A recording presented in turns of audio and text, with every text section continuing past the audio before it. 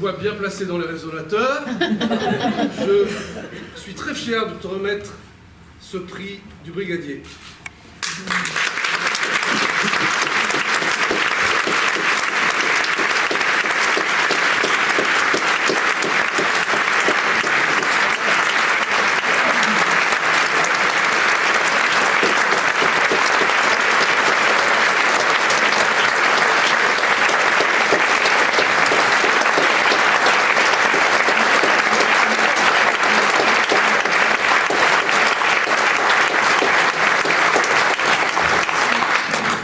Merci Michel. Je suis très touché par tes mots, très honoré d'avoir reçu ce prix de tes mains. Je suis très heureux d'ailleurs de recevoir le prix avec Delphine. Delphine qui était quand même ma camarade au cours Cochet. Nous sommes même restés amis, figurez-vous. Alors, je pense d'abord évidemment à la troupe, à l'extraordinaire troupe qui m'accompagne. Il y en a qui sont là.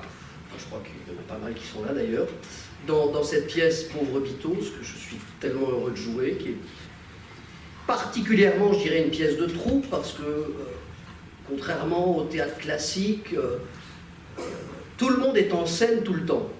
Alors que généralement, vous voyez, il y a une succession de scènes avec 2 acteurs, parfois 3, mais là, tout le monde est là tout le temps, donc finalement la partition de chacun est immense, y compris quand on ne fait qu'écouter. D'ailleurs, Bouquet, que tu citais, disait, je me souviens, disait « Tu es plus intéressant que toi qui écoutes que moi qui parle ». Enfin, bon. En tout cas, il y a quelque chose de vrai là-dedans.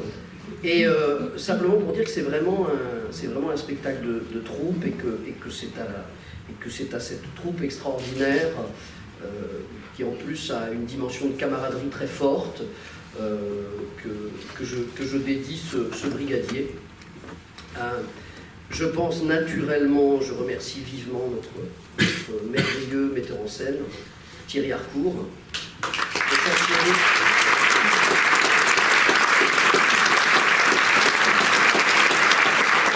Mon cher Thierry, tu sais que je t'aime beaucoup et voilà, et manifestement ça me porte chance de travailler avec toi.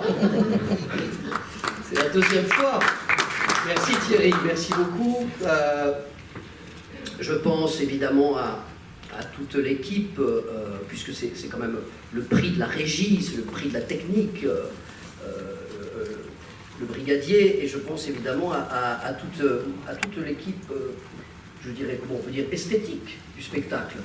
Car à chaque fois on nous dit, mais qu'est-ce qu'il est beau, qu'est-ce que c'est beau votre pauvre Bitos. Et voilà, et c'est vrai qu'il y a une scénographie magnifique, des lumières. Il y a Laurent Béal qui est quelque part dans les coulisses. Voilà, il y a des costumes de David Belugo et cette scénographie de Jean-Michel Adam. Enfin, bref, c'est un spectacle visuellement très très abouti aussi.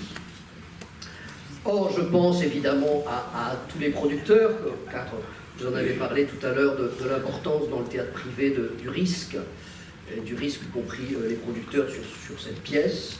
Il y en a quelques-uns, il y en a qui sont ici et vraiment je les salue du fond du cœur. Je pense évidemment tout particulièrement au Théâtre Hébertot, à son directeur Francis Monbraille, qui a eu l'audace de remonter Pauvre Bitos. Pauvre Bitos, il y en a beaucoup qui ont voulu le remonter, mais personne ne l'a fait, puisque depuis sa création, ça n'avait jamais été remonté. Donc ça fait 60 ans que ce pauvre Bitos méditait tristement dans son cachot en attendant la guillotine. Bref, il est exhumé grâce à Francis, donc vraiment merci.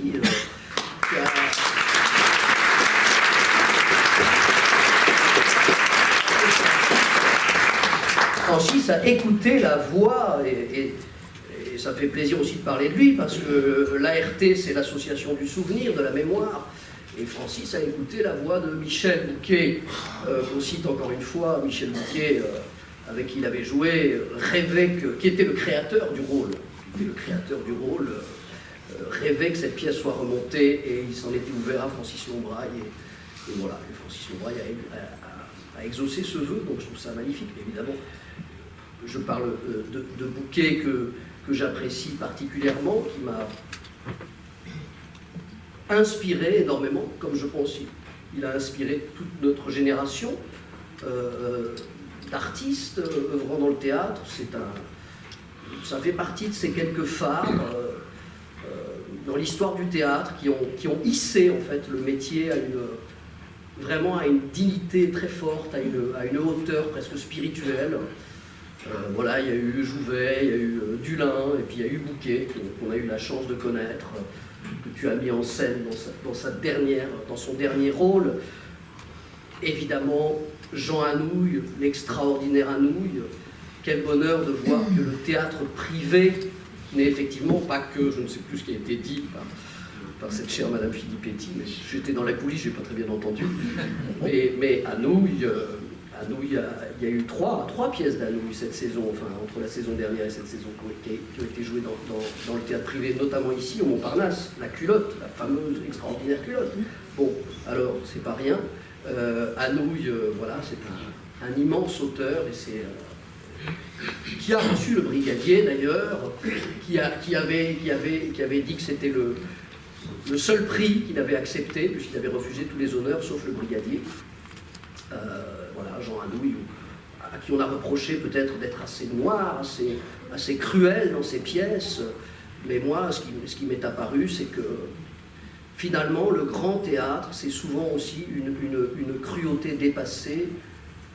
Voilà, c'est aussi la traversée d'une cruauté, parce que l'aboutissement de cet art, c'est la tendresse, c'est certainement ça, c'est Jouvet qui disait ça, le théâtre est là pour rendre aux hommes la tendresse, mais la tendresse authentique passe par la traversée de la cruauté, et là je crois que M. Anouilh est champion en la matière, qui admirait sincèrement Molière, qui était le patron en l'espèce.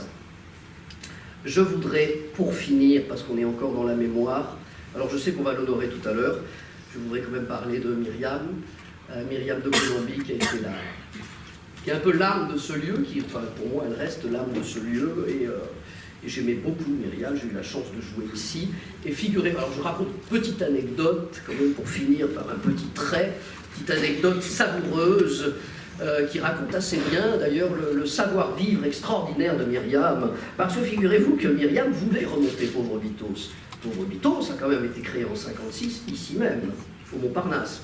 Et donc elle aimait beaucoup cette pièce, elle voulait la remonter. Et nous avions fait une lecture il y a une dizaine d'années, ici sur ce fameux plateau.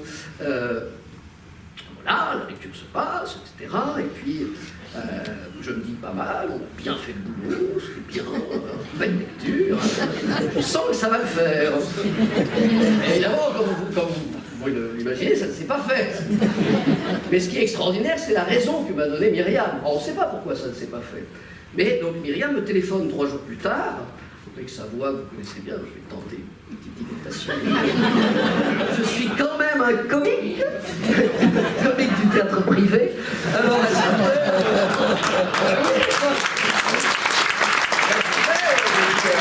elle dit, allô Maxime, c'est Myriam. Je me dis, là, c'est gagné. 3 jours plus tard, c'est gagné, je le sens là. Oui, Maxime. Écoutez, nous n'allons pas pouvoir faire Pauvre Bitos. Enfin, Myriam, c'est une pièce que vous aimez beaucoup, et puis on a quand même fait une lecture qui se... Oui, je sais, Maxime, comprenez, c'est pas du tout un rôle pour vous.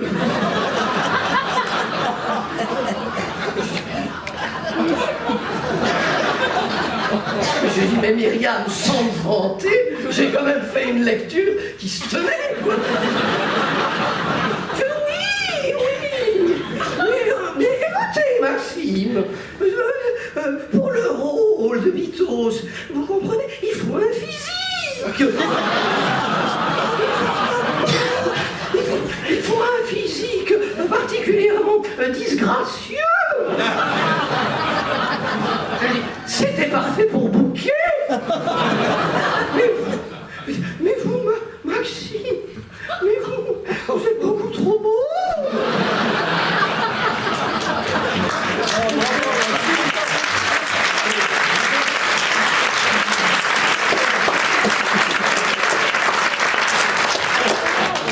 J'étais finalement content d'apprendre. J'étais plus proche d'Alain Delon que Michel Bouquet.